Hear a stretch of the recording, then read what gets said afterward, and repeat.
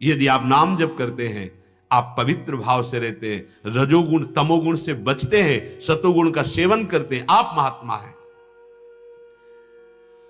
अमर्यादित विषयों का संग्रह और भोग इस मार्ग के पथ में आने ही नहीं देगा। विशुद्ध भक्ति के मार्ग में ध्यान रखना, तभी बहुत तरह से लीलाएं प्रकट होने लगती है। उदार चरितानाम वसुधैव कुटुंबकम, पूरा विश्व हमारा है भगवत भाव से। ये सब नहीं तो खिसक करके वहीं पहुंच जाओगे जहां से निकलने के लिए चले थे। माया का बहुत विचित्र स्वरूप है।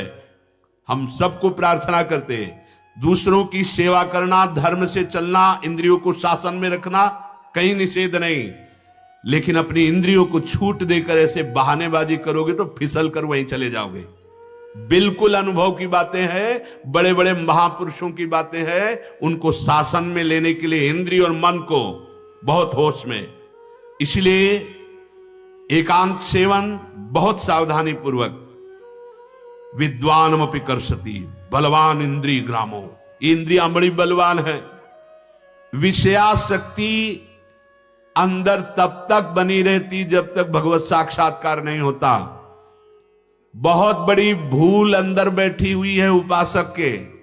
विशुद्ध भक्ति में पहुंचने के लिए सावधान। अगर आपका मन कामासक्त है तो कभी भी किसी भी तरह से एकांत सेवन न किया जाए। इन सब बातों को लेके बहुत सावधान। बलवान इंद्रिय ग्रामो विद्वानमपि कर्षति। भगवान की प्राप्ति के लिए भोक्ता भाव भगवान को दिया जाता है, अपने प्रसाद पाते हैं। बस ध्यान रखा, भोक्ता भाव तुम्हारे अंदर बैठेगा तो दुर्गति की तरफ जाओगे।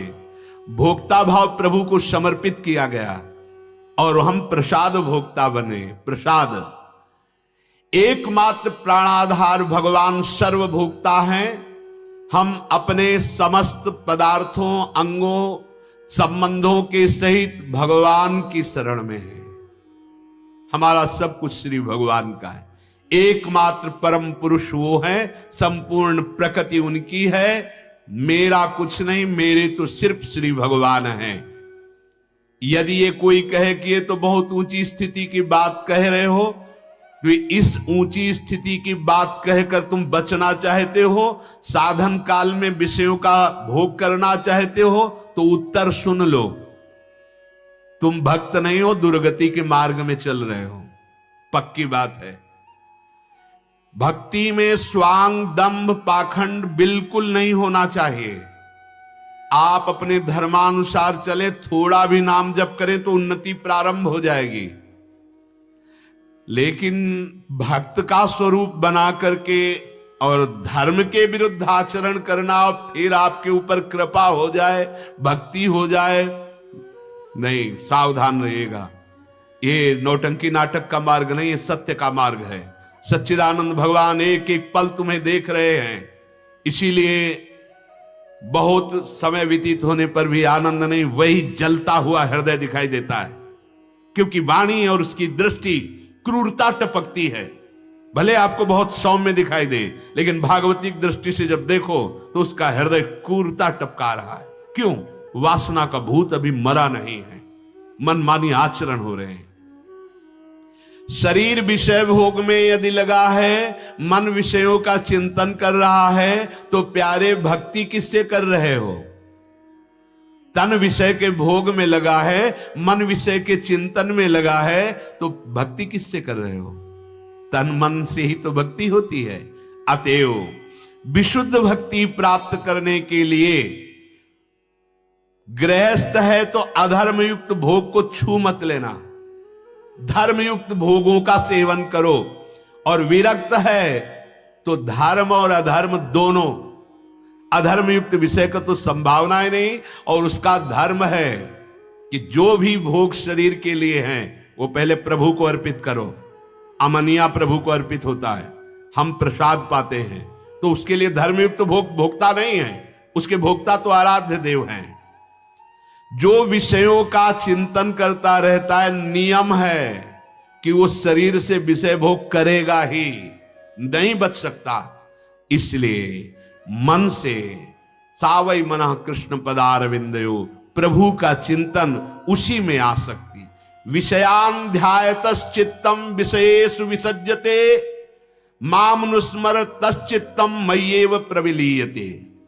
जो विषयों का चिंतन करता है मन विषयों में आसक्त हो जाता है, जो मेरा चिंतन करता है वो मेरे में आसक्त हो जाता है। प्रभु में आसक्त हो जाना ही भक्ति है, विषयों में आसक्त हो जाना ही दुर्गति है।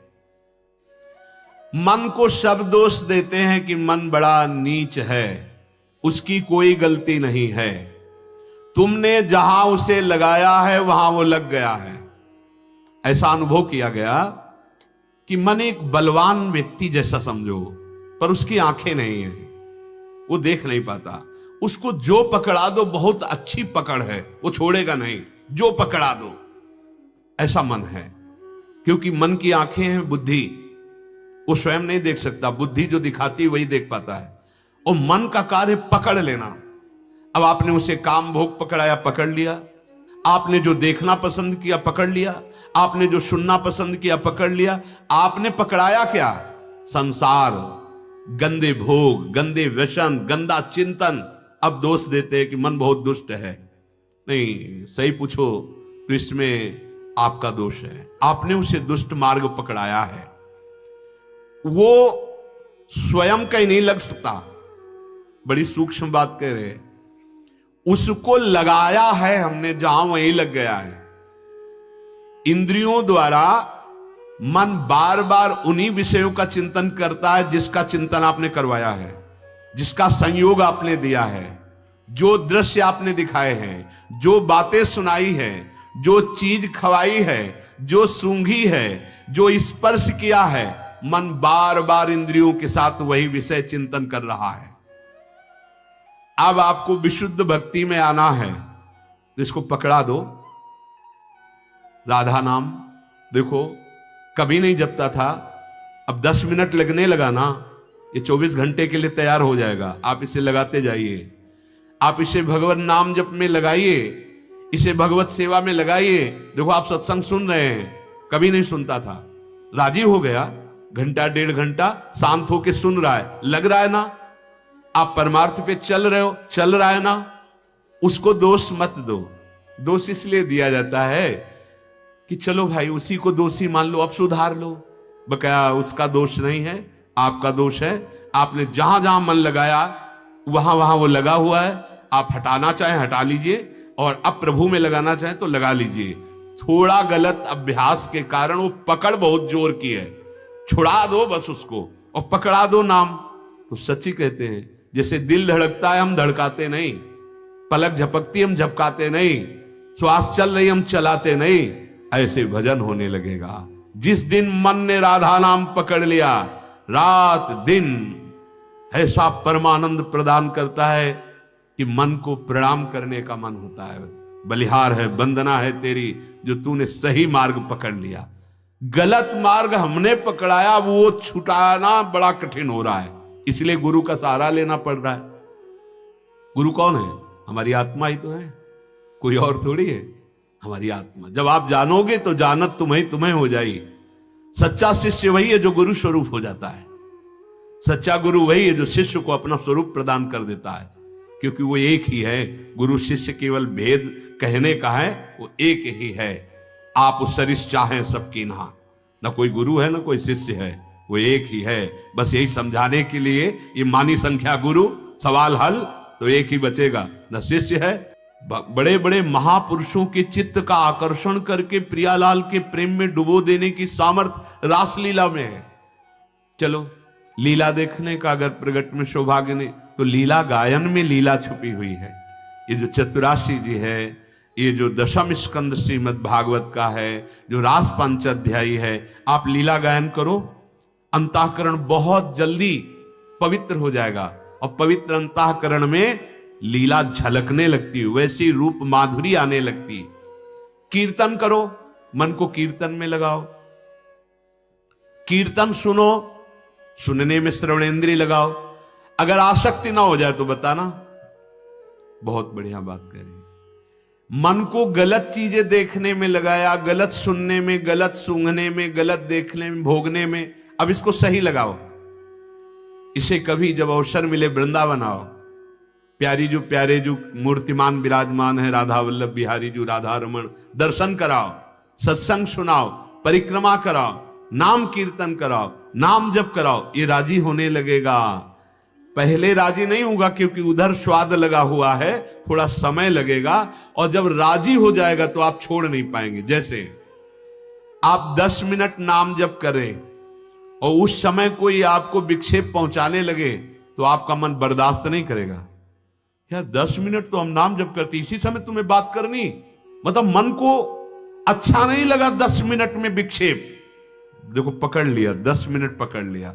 हम धीरे धीरे 12 मिनट, 15 मिनट, 18 मिनट, 20 मिनट इसको पकड़ाते चले जाएं। नाम, सत्संग, भगवत लीला गायन, सेवा। भगवान के प्रति प्रतिकूल कोई आचरण ना होने पावे। श्री कृष्ण अनुकूलेन प्रतिकूलस्य वर्जनम। यदि इतना विचार तुम्हारे मन में आ जाए तो बहुत ऊंचाई पे पहुंच गए। यार हमसे कोई गुरु के प्रतिकूल या आराध्य देव के प्रतिकूल आचरण न बनने पावे। अगर आपका ये भाव ढीला रहा तो मन पूर्वाभ्यासी है, वो भगवान से हटा के भोग में फिर फंसा देगा। ध्यान दीजिए, वो बड़े भाग्यशाली उपासक हैं जिनकी उपासना में मन को लगाते लगाते ये बात आ गई कि अब प्रतिकूल आचरण तो नहीं करेंगे हम, चाहे प्राण त्याग दें, अब नहीं करेंगे। अगर ये आपने नियम ले लिया तो बच जाओगे, नहीं पूर्वाभ्यासी मन आपको प्रभु से हटाकर भोगों में फिर फंसा देगा, क्योंकि उसका अभ्यास है। इसलिए इसको फंसा